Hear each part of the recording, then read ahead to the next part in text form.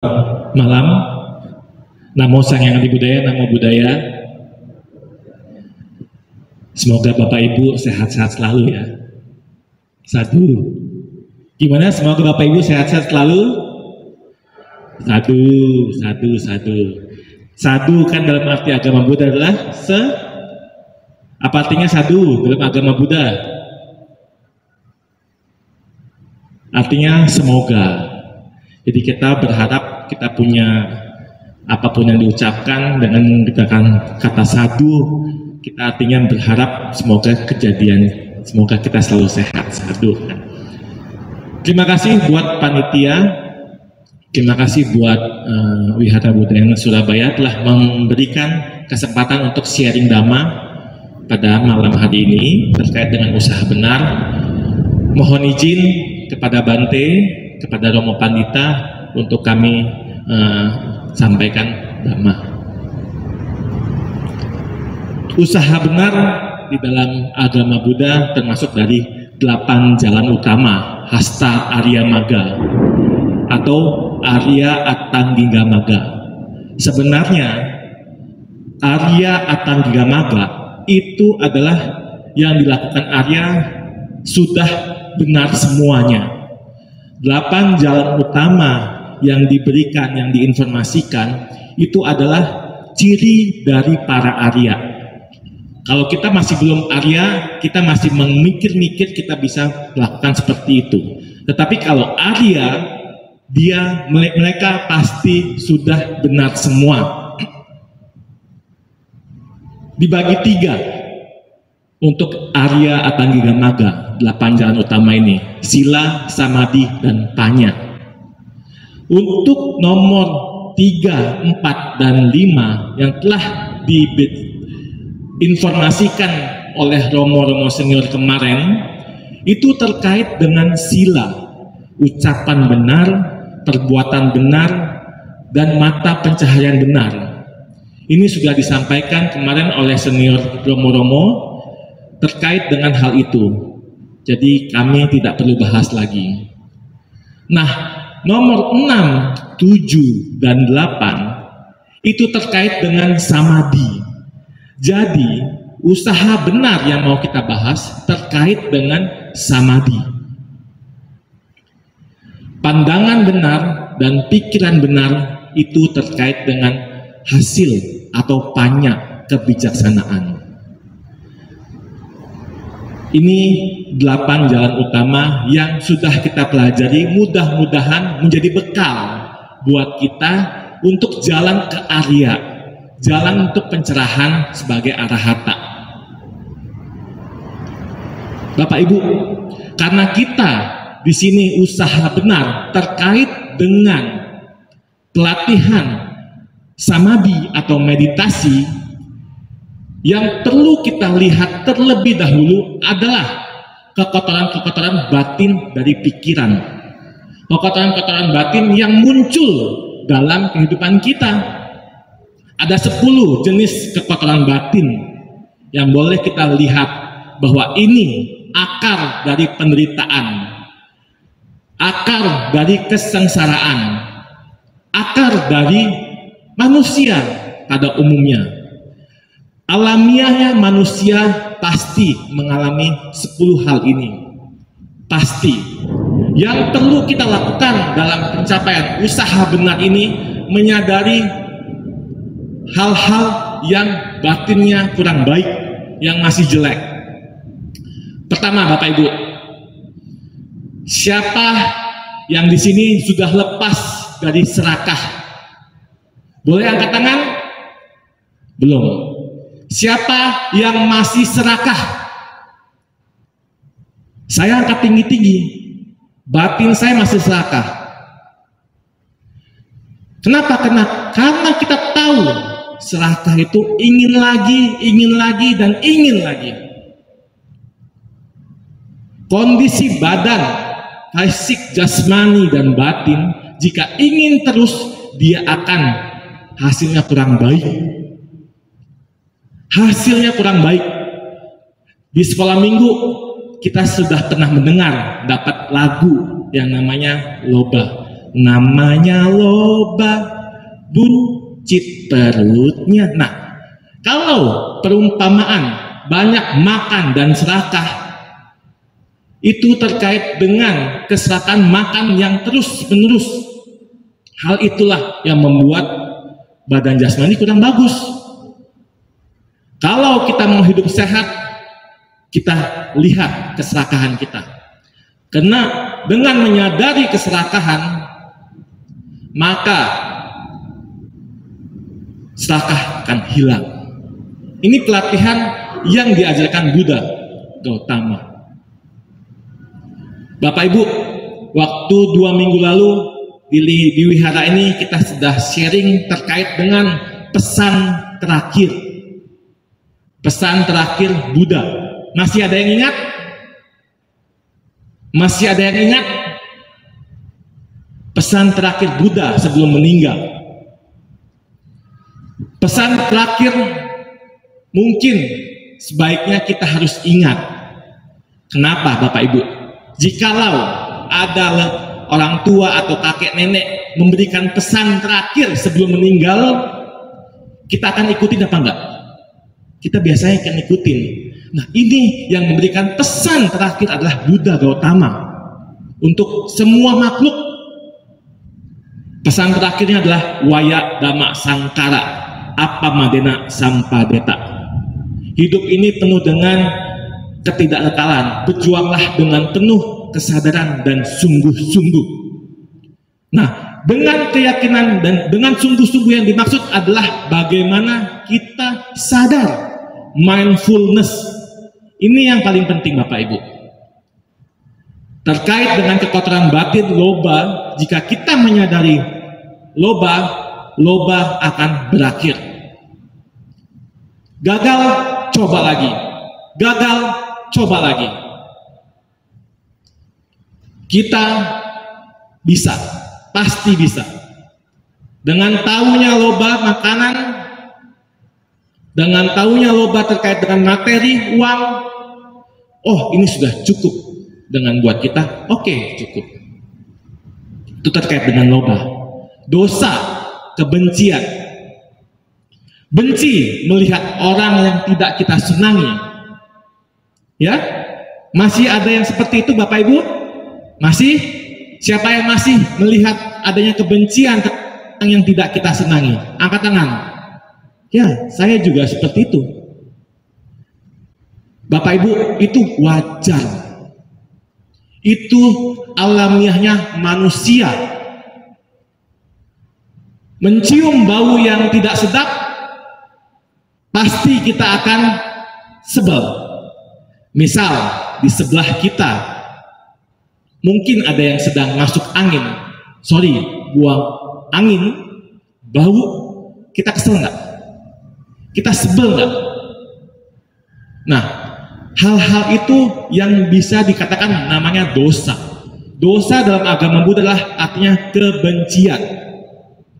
Bagaimana jika kita terlepas dari kebencian, akan muncul kebahagiaan. Ibu-ibu bisa praktekkan. Silahkan dicoba. Karena ranahnya agama Buddha bukan belief, bukan percaya yang membuta. Ranahnya yang diajarkan agama Buddha pembuktian. Pembuktian akan terhadap ajaran agama Buddha. Itu yang perlu kita tumbuh kembangkan, semangat kita untuk terus membuktikan ajaran agama Buddha baik atau tidak baik atau kurang baik. Jika sudah baik, mari kita lanjutkan. Bagi yang kurang baik, silahkan kita tanyakan kepada orang-orang yang ahli, yang cukup mengerti Dhamma. 3, terkait dengan kekuatan batin kebodohan. Jika ada sesuatu pandangan yang kurang benar, pertanyakan. Agama Buddha kritis. Agama Buddha itu sangat terbuka terkait dengan ajaran. Apapun bisa terjawab.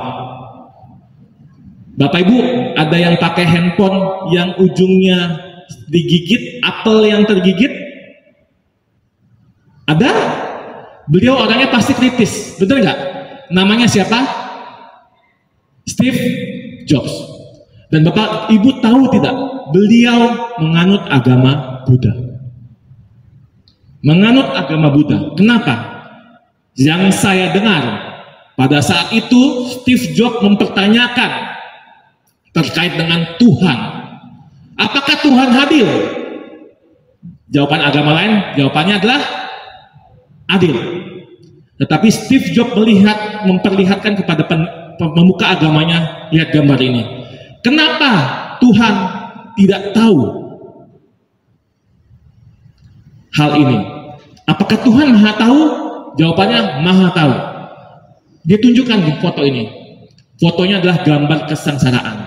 Katanya Tuhan adil, katanya Tuhan maha tahu. Tetapi banyak masih penderitaan. Hal itu yang dibuat dia bertanya-tanya terkait dengan ajaran, bukan kepercayaan yang buta. Karena kita percaya dengan praktek. Apapun karma yang kita dapat di kehidupan yang sekarang, itu adalah hasil dari kehidupan di masa lalu. Apapun yang akan kita dapatkan nanti adalah hasil dari perbuatan baik atau perbuatan buruk yang kita lakukan sekarang. Nah, beruntung Bapak Ibu, kita diberikan pilihan yang baik sehingga kita mau arah yang baik atau yang tidak baik. Kekotoran-kotoran batin masih ada lagi diti, manya, wicikica, tina, udaca, ahirika, anotapa. Ada 10. Dan ini banyak sekali, mungkin kita akan bahas lebih detailnya nanti, karena ini adalah contoh-contoh kekotoran batin yang bisa kita praktekkan. Terkait dengan kesombongan, orang-orang masih sombong Bapak Ibu. Jikalau tidak menyadari kesombongan, semua yang mempunyai status dan kedudukan akan jatuh. Apakah Bapak Ibu, saya duduk di sini, ada kesombongan? Jawabannya ada. Tetapi yang perlu saya lakukan, menyadari kesombongan saya terkait dengan apa yang saya ucapkan. Saya menyadari omongan yang saya ucapkan bukan untuk Bapak Ibu saja, tetapi omongan yang kita diskusikan malam hari ini berlaku juga buat saya sebagai yang memberikan informasi terkait dengan Dhamma, sehingga kita semua sama, pembelajaran yang sama. Seperti itu. Malas, kegelisahan, hiri dan otapa, malu berbuat jahat dan takut akibatnya. Kalau ini tidak tahu malu dan tidak takut akan perbuatan jahat yang dilakukan. Nah, ini kekotoran batin. Ini kekotoran batin yang ada pada manusia. Wajar. Nah, Bapak Ibu, karena kita melihat usaha benar ini terkait dengan samadhi, Bapak Ibu, yang ini kita perlu bahas 7 faktor pencerahan. 7 faktor pencerahan ini adalah mengarah ke jalan Arya. Yang perlu kita tahu 3 pertama, karena itu ranahnya sebab, sati, dhamma wicaya, dan wirya. Piti, pasadi, samadhi, dan upeka itu adalah ranahnya hasil. Jika ibu bapak melaksanakan meditasi dengan cukup baik, itu akan didapat dengan sendirinya. Bapak Ibu, sati, perhatian, atau kita bisa mengartikan dengan kesadaran. Dari kekotoran batin yang tadi muncul, kesombongan, kebencian, keserakahan, Bapak Ibu munculkan kesadaran atau mindfulnya. Cukup dengan trigger saja. Banyak Bapak Ibu alamiahnya manusia yang suka marah. Saya ingin tanya lagi, siapa yang suka marah? Angkat tangan. Saya sendiri masih suka marah. Oke, yang nggak angkat tangan apa suka marah? Sedang-sedang tapi pernah marah. Benar Bapak Ibu? Kalau kita melakukan kesadaran, marahnya itu bisa hilang. Tetapi pada umumnya marah yang kita tidak tahu informasi terkait dengan meditasi, terkait dengan kesadaran, marahnya terus.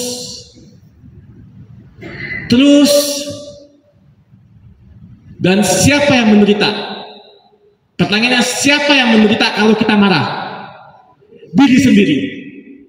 Apakah kita misalnya marah terhadap orang lain, anak atau siapapun, misalnya X, kita marah sama X. Kita setiap kali lihat X ini benci banget, kesel sekali. Setiap kali ketemu kita buang muka, setiap kali ketemu kita tidak mau lihat. Si X-nya nggak tahu kalau kita marah sama dia. Yang rugi siapa Bapak Ibu? Kita. Karena si X-nya itu lihat kita happy-happy saja, biasa-biasa saja, senang-senang saja. Yang rugi siapa? Kita. Ada istilah dalam meditasi, I do my job, they do their job. Saya lakukan tugas saya, mereka lakukan tugas mereka. Apa yang dimaksud dengan hal itu? Kalau saya melakukan tugas saya, yang saya lakukan adalah tugas saya adalah menyadari amarah. Menyadari amarah. Mereka marah sama kita, I don't care. I don't care. Saya tidak peduli mereka marah pada saya. Peduli. Ketika kita pedulikan mereka marah sama kita, penderitaan, ya penderitaan baru. Maka dari itu, kebencian bisa kita akhiri dengan diri kita sendiri, tidak bisa yang lain, tidak bisa dengan alihkan dengan jalan-jalan, tidak.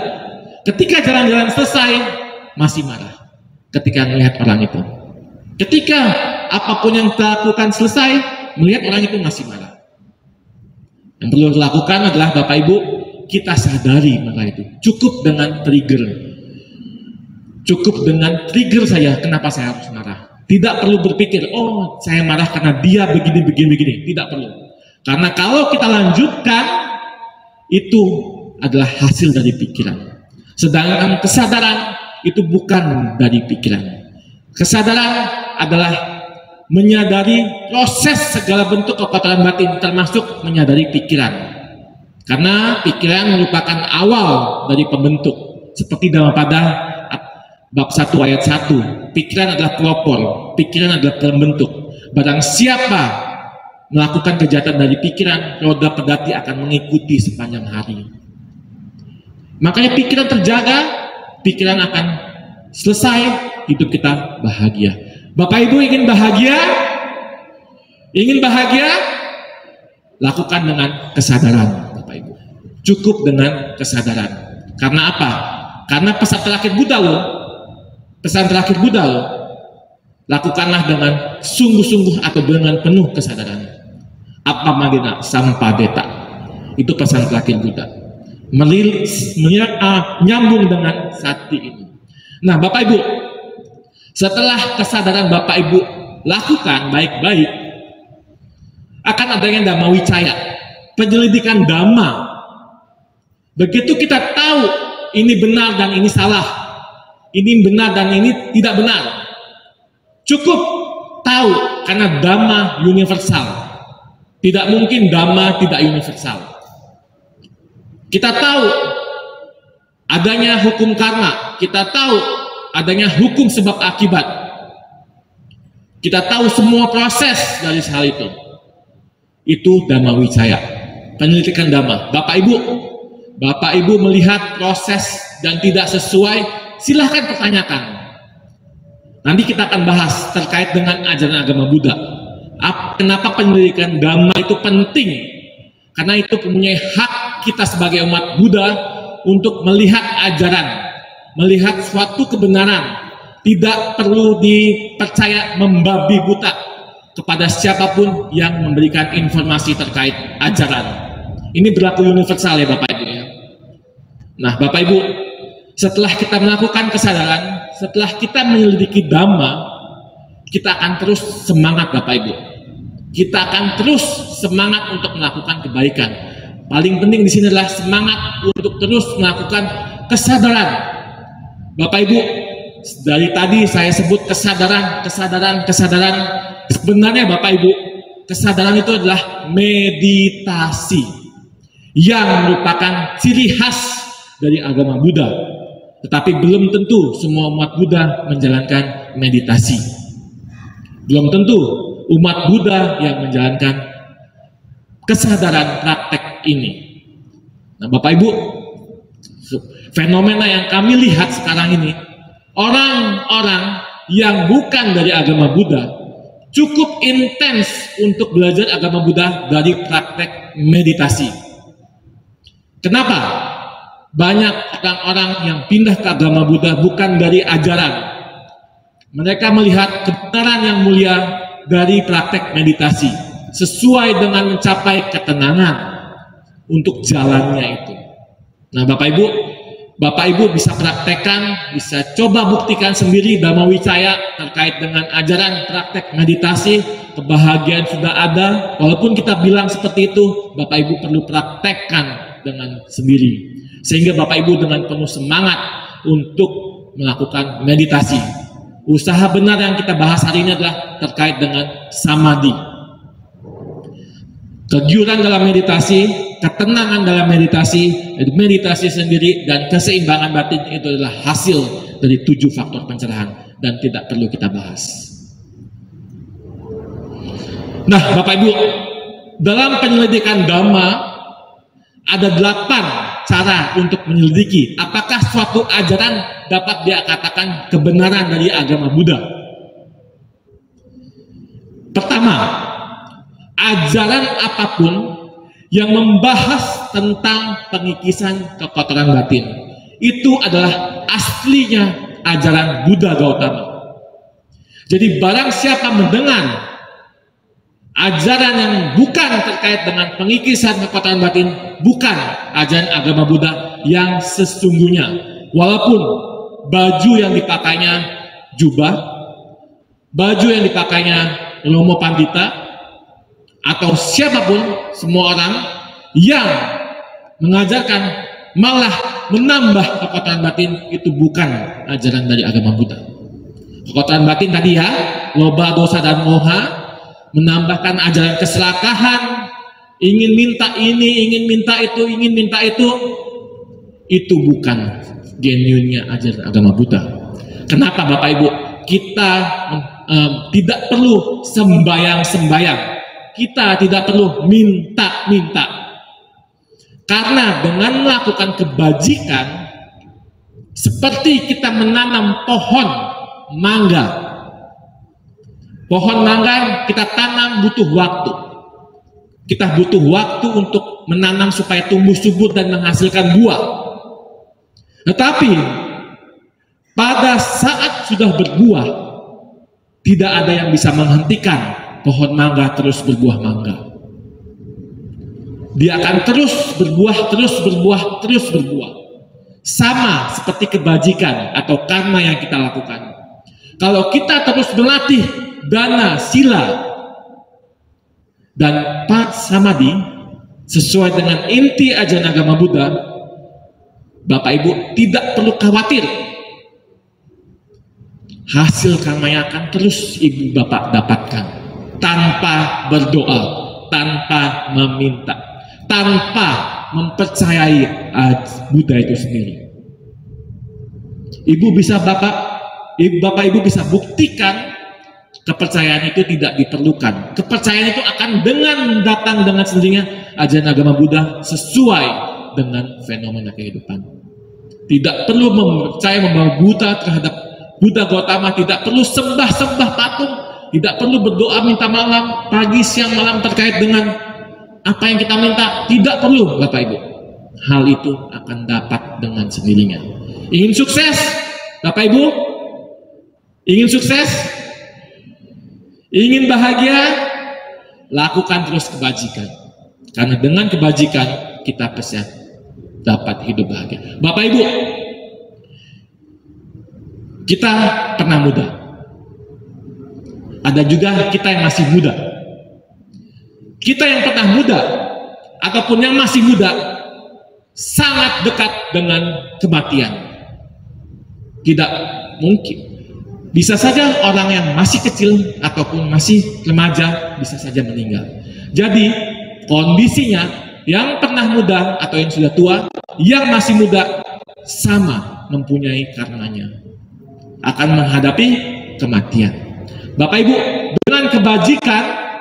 dengan kebajikan yang kita kumpulkan itu mempersiapkan kita untuk kematian, untuk terlahir di kehidupan yang selanjutnya, supaya tidak ada kemelekatan karena semua yang namanya anicca.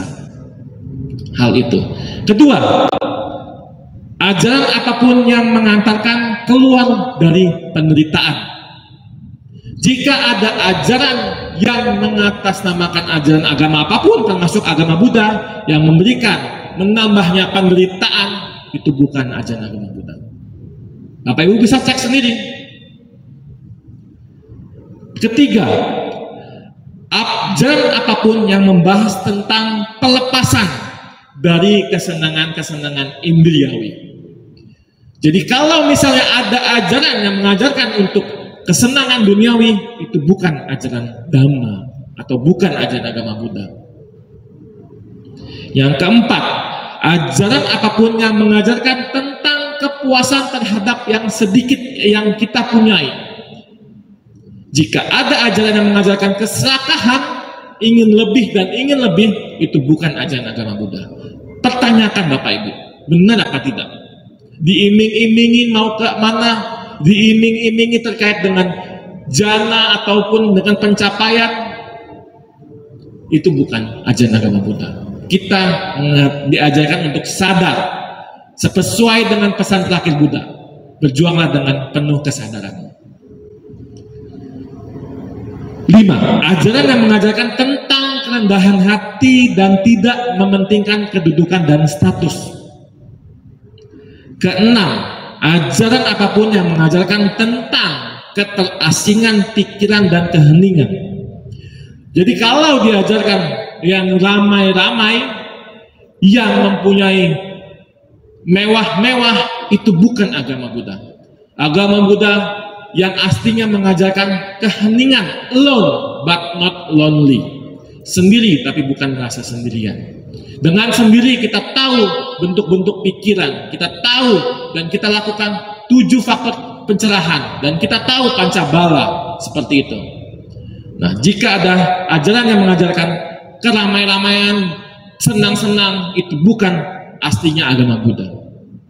Ketujuh, ajaran apapun yang mengajarkan tentang usaha yang tekun, usaha yang penuh dengan kewaspadaan, usaha yang penuh dengan kesadaran, usaha yang penuh dengan minat untuk terus berlatih. Nah, itu adalah usaha dari, jika ada ajaran yang bukan mengajarkan itu bukan agama Buddha. Yang kedelapan, ajaran apapun yang mengajarkan tentang hidup sederhana dan mudah dirawat atau mudah disokong. Bapak Ibu, bukan semata-mata kita orang tua memperdayakan anak, bukan. Kita sebagai orang tua punya pemikiran kita mudah untuk dirawat, tidak menyusahkan anak dan cucu. Tetapi Bapak Ibu, jika ingin lihat anak kita sukses, yang pernah kita sebutkan di kebaktian, biarkanlah anak itu untuk berbuat baik kepada orang tua. Jika ingin lihat kita sukses, lakukanlah kebajikan kepada orang tua. Karena orang tua ladang yang sangat subur buat kita semua. Buat semua makhluk, bukan hanya umat Buddha. Buat semua makhluk yang tahu ajaran ini, orang tua adalah ladang yang subur. Maka dari itu, lakukanlah, berbaktilah kepada orang tua. Bagi yang masih ada orang tuanya, berikanlah mereka makanan dan minuman untuk menyokong kehidupan. Bagi yang sudah tidak ada, lakukanlah perbuatan baik dan limpahkan jasanya itu untuk orang tua ataupun leluhur yang membutuhkan. Dan bagi Bapak Ibu yang sudah menjadi orang tua, biarkanlah mereka berdana buat kita. Biarkanlah dengan cara-cara ide kreatif. Nak, tolong ambilkan air, ayah haus. Itu mempersilahkan mereka untuk berbuat baik sehingga kita bisa minum. Nak, tolong ambilkan obat. Kita bukan memperdayakan anak, tetapi kita memberikan kesempatan untuk dia berbuat baik, untuk dia menanam karma baik yang nantinya mudah-mudahan bisa terpakai karenanya pada waktunya. Nah, ini Bapak Ibu, Dhamma Wicaya, 8 cara untuk menyelidiki suatu ajaran yang dikatakan sebagai kebenaran dalam agama Buddha. Nah, Bapak Ibu, ini slide terakhir terkait dengan usaha benar sama wayama. Apa yang dimaksud dengan usaha benar dalam agama Buddha? Usaha benar yang penuh dengan pelatihan samadhi. Bapak Ibu, yang pertama, segala keburukan yang telah dilakukan tidak dilakukan lagi. Dengan sekuat tenaga berusaha untuk memusnahkan unsur-unsur jahat yang tidak baik yang ada di dalam batin. Kejahatan, keburukan yang telah dilakukan, kita berusaha untuk sadari. Tidak perlu penyesalan, kita cukup sadari saja. Kenapa bisa kita bilang ada penyesalan? Mungkin saja Bapak Ibu, kita pada saat melakukan kebajikan menyesal di kemudian hari, tidak perlu disadari. Itu penyesalan adalah bentuk-bentuk pikiran yang berikutnya. Itu juga cukup disadari saja jika kita melatihan meditasi. Dengan berusaha adanya informasi terkait dengan jangan berbuat jahat, tambahkan kebajikan, sucikan hati dan pikiran. Poin pertama dan kedua terkait dengan sila kalau dalam bentuk perbuatan benar. Nah, itu dilakukan sila dengan sangat baik. Tidak membunuh, tidak mencuri, tidak berbuat asusila atau hubungan seks yang salah, tidak berucap kotor, bohong, fitnah, dusta, dan tidak minum minuman keras. Ada 5 faktor juga pembentuk sila terlanggar. Adanya makhluk hidup, kita tahu makhluk itu hidup, adanya niat, adanya proses, dan makhluk itu mati. Ada 5 faktor terlanggar, sila terlanggar. Jangan sampai kita membunuh. Jangan sampai kita mencuri. Hasilnya apa? Yaitu kita tidak bicarakan hasilnya, ranahnya. Tetapi keadilan dalam agama Buddha itu yang menyebabkan dia kehidupan sekarang hasilnya seperti misalnya saja tubuh yang tidak lengkap, kecurian, punya penyakit kelamin, omongan orang tidak dipercaya, suka turunnya kesadaran orang bodoh, itu adalah karena proses terlanggarnya sila di kehidupan sebelumnya. Yang perlu kita lakukan sekarang, lakukan dengan hal yang positif. Sila kita baik dengan kusala, yaitu melakukan pelepasan terhadap makhluk hidup, melakukan dana, melakukan perbuatan bajik lainnya, yaitu untuk kebalikan dari sila. Yang kedua terkait dengan sama wayama, usaha benar yang kedua, segala suatu keburukan yang belum dilakukan tidak dilakukan. Dengan sekuat tenaga mencegah munculnya unsur-unsur jahat yang tidak baik di dalam batin. Sama Bu, prosesnya terkait dengan kita menyadari pikiran. Kita marah, dulunya sering marah, marahnya bisa lama sekali, bisa berbulan-bulan, bisa berhari-hari, berminggu-minggu. Setelah kita menyadari, kita bisa mundur. Dan kalau kita intens melatih kesadaran, melatih meditasi, setiap mau marah kita terdetek, akhirnya tidak marah lagi, tidak serakah lagi, tidak yang buruk-buruk, tidak sombong lagi, tidak iri hati lagi. Jadi sesuai dengan usaha yang kedua, segala sesuatu keburukan yang belum dilakukan, tidak dilakukan. Itu terkait dengan usaha yang benar yang kedua, Bapak Ibu. Nah, yang ketiga, segala sesuatu kebajikan yang belum dilakukan, dilakukan. Bapak Ibu, kita tahu proses dari uniknya agama Buddha yaitu dengan meditasi kesadaran. Bagi Bapak Ibu atau kita semua yang belum melaksanakan meditasi dengan sungguh-sungguh, lakukan. Bagi Bapak Ibu yang belum melakukan perbuatan baik dengan dana dengan sungguh-sungguh, lakukan. Jika Bapak Ibu terus melakukan perbuatan-perbuatan baik, lakukan terus-menerus. Lakukan hal yang baru Bapak Ibu. Dengan cara kontrol jaga pikiran terkait dengan keserakahan itu. Itu yang poin yang ketiga. Bapak Ibu, yang keempat, segala sesuatu kebajikan yang sudah dilakukan, kembangkanlah Bapak Ibu.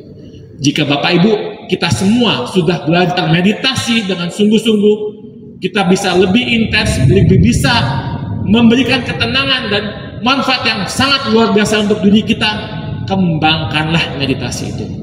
Dengan proses kita melakukan perbuatan baik dengan dana, sudah merasakan hasilnya, lakukanlah dengan terus-menerus. Bapak Ibu, kadang kalau kita teriming-imingi, ayo berdana, ayo berdana, ayo berdana, nanti bisa masuk surga, nanti bisa kaya, itu dengan keserakahan. Bapak Ibu, hati-hati, pikiran itu sangat licik, pikiran itu sangat berubah-ubah. Yang perlu kita sadari, dana hanyalah dana. Dana seperti kita membuang sampah di tong sampah. Tidak perlu kita lihat-lihat sampah apa yang kita buang. Tetapi jika kita sudah buang sampah, hidup kita menjadi bersih. Sama seperti ibarat tadi terkait dengan pohon mangga. Jika kita terus menanam pohon, memberikan pupuk, memberikan air, pohon itu akan berbuah. Mangga pada musimnya akan terus berbuah tanpa kita bisa cegah. Tanpa bisa kita cegah. Itu hasilnya sangat luar biasa Bapak Ibu terkait dengan kebajikan. Maka dari itu perbuatan bajik yang kita lakukan bisa kita kembangkan. Mungkin waktunya yang telah diberikan sudah cukup dari panitia.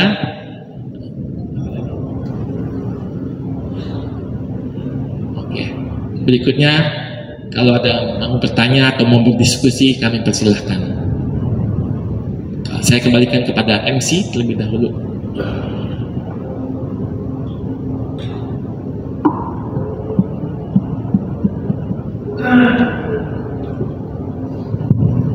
Oke, Bapak Ibu sekalian, sebelumnya saya ingin mengucapkan selamat datang kepada Pembimbing Masyarakat Buddha Provinsi Jawa Timur, Bapak Ketut Panji Budiawan. Selamat datang di malam penutupan acara Sepekan Dalam Dhamma kita. Bapak Ibu sekalian, saudara-saudari sedhamma, saya akan buka mungkin 1 hingga 2 pertanyaan. Mungkin ada yang mau bertanya. Oke, Ibu belakang terlebih dahulu ya. Permisi.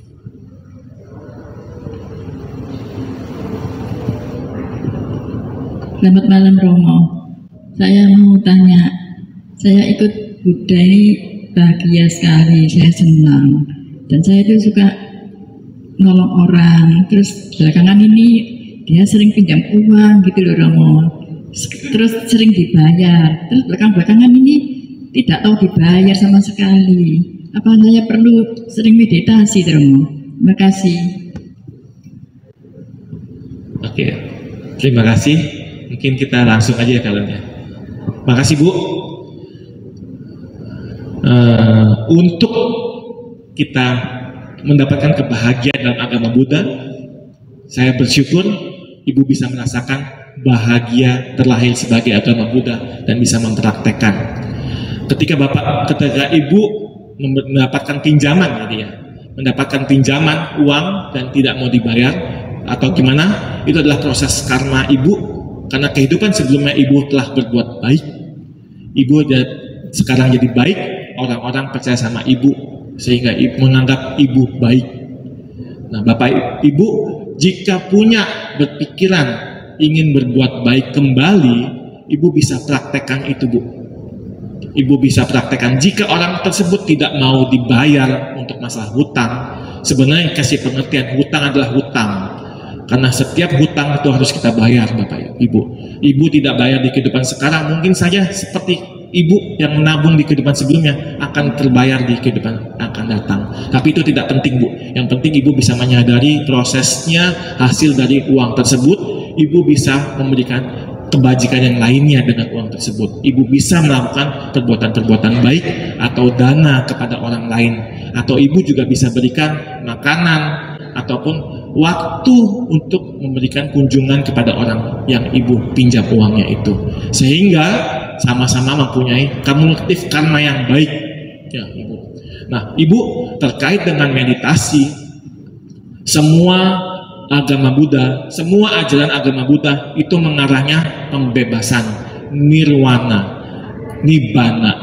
Dengan kita melakukan perbuatan baik, dana, sila, dan samadhi, dengan kita bisa mempunyai kekayaan yang sangat melimpah, waktu yang sangat banyak, sehingga dengan melakukan dana kebajikan kita, uang kita melimpah, materi kita melimpah, sehingga sila itu sedikit tidak terlanggar.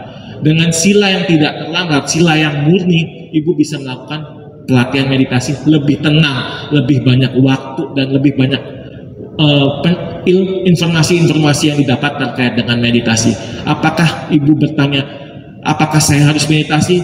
Sebenarnya jawabannya semua umat Buddha perlu meditasi. Bukan hanya umat Buddha, tetapi semua manusia yang terkondisi mempunyai pikiran-pikiran atau punya kekotoran batin yang banyak perlu meditasi. Karena ini adalah jalan satu-satunya untuk mencapai pembebasan, jalan satu-satunya untuk terbebas dari penderitaan. Itu Bapak Ibu jawaban saya. Mudah-mudahan bisa dipengerti, Bu. Selanjutnya satu pertanyaan lagi ya.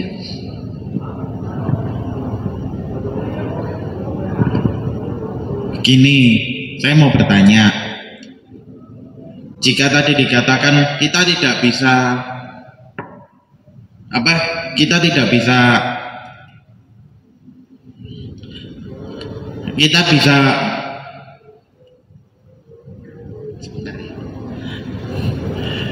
jika tadi dikatakan kita bisa untuk mengendalikan diri untuk tidak marah, tetapi kita kan tadi dikatakan kita tidak bisa mengendalikan orang lain untuk nggak marah dengan kita.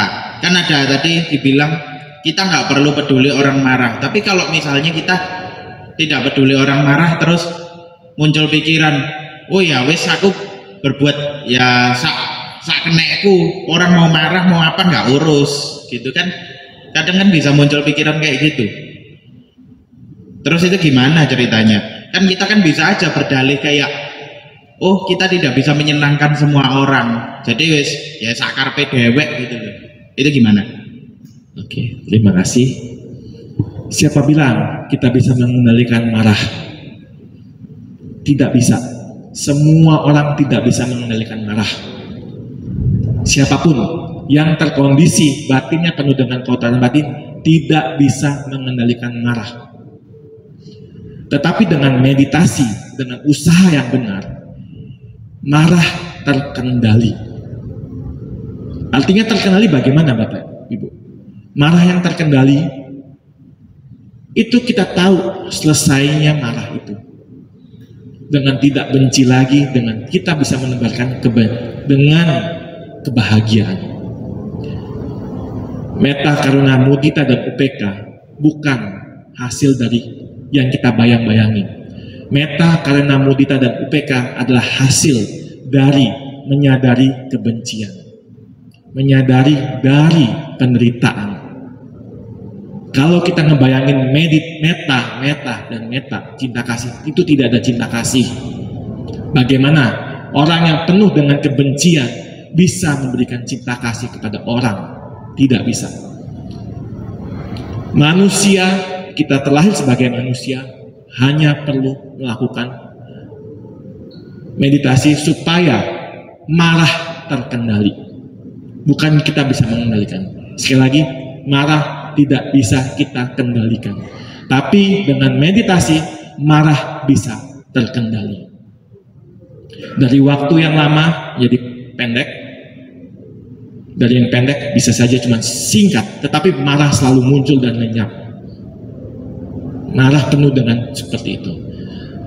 Nah, saya jawaban yang kedua, jika kita memikirkan diri kita sendiri saja sudah sulit, kenapa kita harus memikirkan orang lain? Kalau mereka marah sama kita, itu penderitaan buat mereka, silakan. Yang penting kita tidak menderita.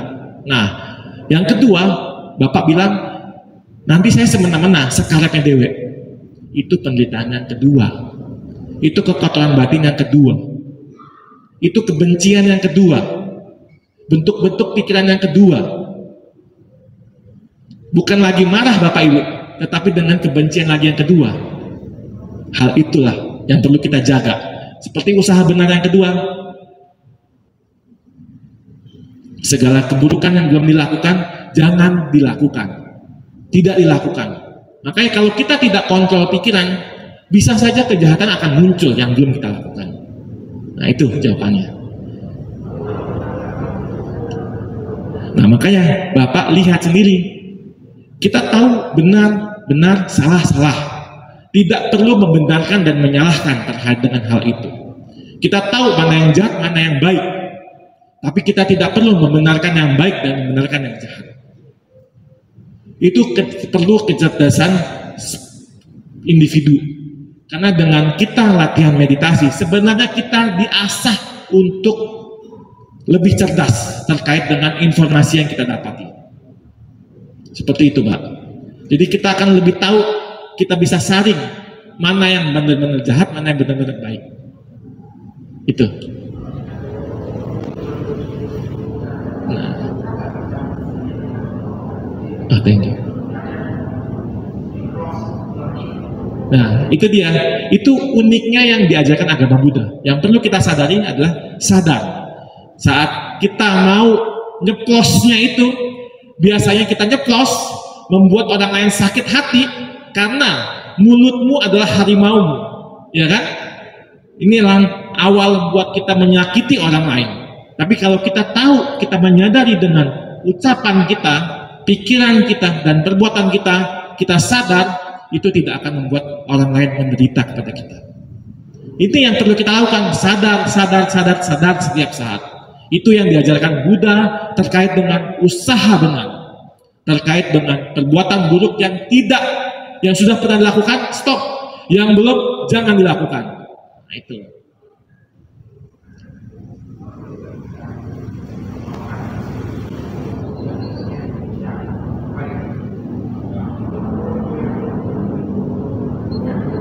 Iya. Iya, begitu Pak.